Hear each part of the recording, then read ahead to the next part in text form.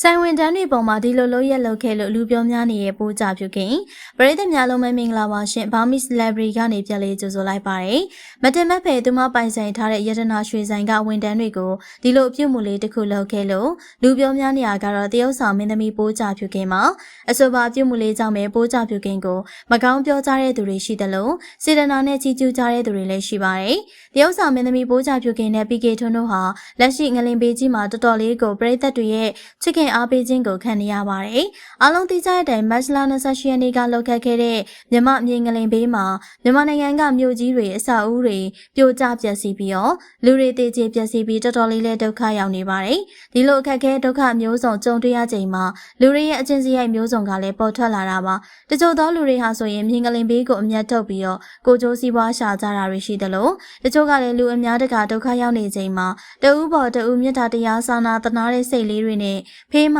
ကူညီနေကြပါတယ်။ဒီလိုစာနာကူညီကြတဲ့အထဲမှာမန္တလေးမြို့ကတထေးကြီး PK ထွန်းနဲ့ပိုးကြဖြူခင်တို့လည်းပါဝင်ပါတယ်။စိန်ရွှေရတနာဆိုင်ဖွင့်ထားတဲ့ပိုးကြဖြူခင်နဲ့ PK ထွန်းတို့ကငလင်လောက်ခတ်စင်မှာတခြားသောလူတွေလိုမျိုးရွှေတွေပြောင်းမှဆိုလို့ဆိုင်တကားပိတ်တာတွေမလုပ်ခဲ့ပဲစီးစိမ်ဥစ္စာချမ်းသာတွေထက်လူအသက်ကိုဦးစားပေးခဲ့ကြပါတယ်။ဒါကြောင့်လည်းပိုးကြဖြူခင်တို့ဆိုင်မှာဝန်တန်းတွေထိခိုက်ဒဏ်ရာရကြတာမျိုးမရှိခဲ့တာပါ။ဒါအပြင်ပိုးကြဖြူခင်နဲ့ PK ထွန်းတို့ကငလင်ပေးကြီးပြီးတဲ့နောက်ပိုင်းမန္တလေးမြို့ကနေထိုင်စားတော့ရအခက်အခဲကြုံနေရတဲ့သူတွေအတွက်စတုတီတာအလူကြီးကိုလည်းနေ့စဉ်ရက်ဆက်ပေးခဲ့ပါတယ်။အထူးသဖြင့်အခုချိန်မှာပိုးကြပြုခင်ကရင်သွေးလေးကိုလည်းလွှဲထားရပါတယ်။ဒါပေမဲ့မမောနိုင်မပန်းနိုင်စတုတီတာတွေကိုကိုယ်တိုင်ပါဝင်ချက်ပြုတ်ကလူတန်းခဲ့တာဖြစ်ပါတယ်။ဧပြီလ1ရက်နေ့ကစပြီးတော့9ရက်နေ့ထိစုစုပေါင်း9ရက်တိုင်အောင်စတုတီတာအလူကြီးကိုကျွေးမွေးခဲ့ရပါ။အခုခါမှာပိုးကြပြုခင်ကသူမရဲ့ရတနာ PK ထွန်းဆိုင်ကဝန်တန်းတွေကိုမတင်မတဲ့အပြုတ်မှုလေးတစ်ခုလုပ်ခဲ့ပါတယ်။အဲ့ဒါကတော့သူမရဲ့ရတနာ PK ထွန်းဆိုင်ကဝန်တန်းလေးတွေကို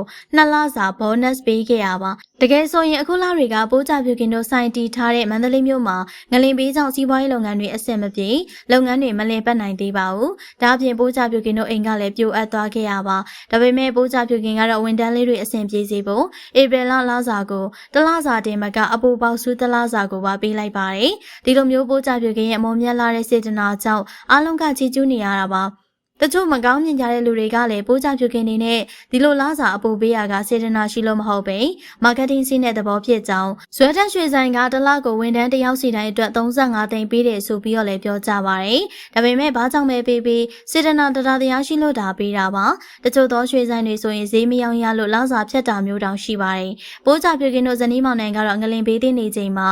စီးပွားရေးအရာတွက်ချေမကိုက်ပေမဲ့တနိုင်တမ်းများလှူဒန်းခဲ့ပါတယ်။ဒီကနေ့ရက်ပိုင်းမှာဆိုရင်ပိုးကြဖြူခင်ရဲ့ခင်ပွန်းတဲ့အကိုထွန်းနဲ့တာကြီးမိုးမြင့်အာကာထွန်းတို့ကတရဏဘောင်တွေကိုဝင်ရောက်သွားကြပါတယ်။ဒါကြောင့်လည်းအရင်တုန်းကပိုးကြဖြူခင်နဲ့ PK ထွန်းတို့မိသားစုဟာပိုင်ဆိုင်မှုတွေကိုထုတ်ကြွလွန်းလို့လူမြင်ကက်ခံရပေမဲ့လည်းအခုချိန်မှာတော့လူတွေရဲ့ချစ်ချင်းမြတ်တာကိုခံယူနေရပါပြီ။ဒါကလည်းစိတ်ထားကောင်းလို့ကံအကျိုးပေးတာပါ။ဗီဒီယိုကိုကြည့်ရှုနေကြတဲ့ပရိသတ်တွေကရောဝန်ထမ်းတွေကို2လစာပေးခဲ့တဲ့တရုတ်ဆောင်မင်းသမီးပိုးကြဖြူခင်ကိုဘယ်လိုထင်လဲဆိုတာပြောသွားခဲ့ပါအောင်ရှင်။အဆုံးထိကြည့်ရှုပေးတဲ့အတွက်အားလုံးကိုကျေးဇူးတင်ပါတယ်ရှင်။